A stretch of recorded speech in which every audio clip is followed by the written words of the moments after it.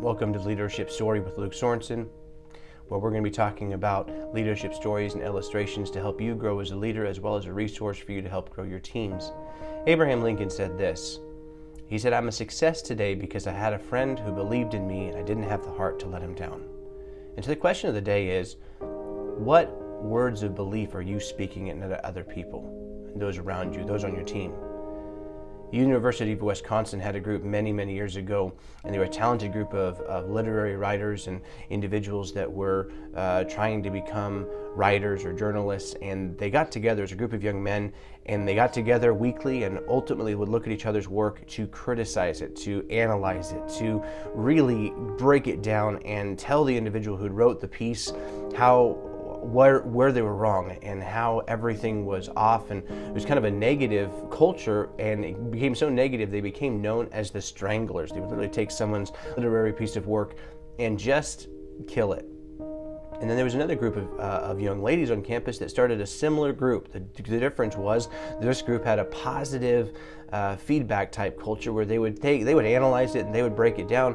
But instead of just criticizing it and almost being mean about it, they would then talk about what the positives were and how the individual could write better and improve on their skill set. But it was a very encouraging culture.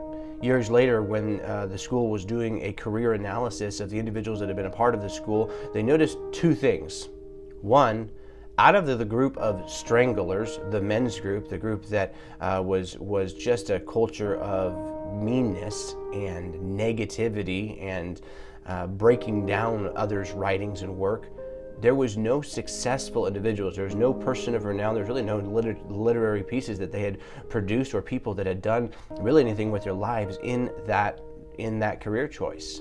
But they also noticed that in the group of young ladies known as the Wranglers, there were several renowned individuals who had written books and written pieces and were very successful. And it just goes to show you can break people down, but that's not going to help them succeed.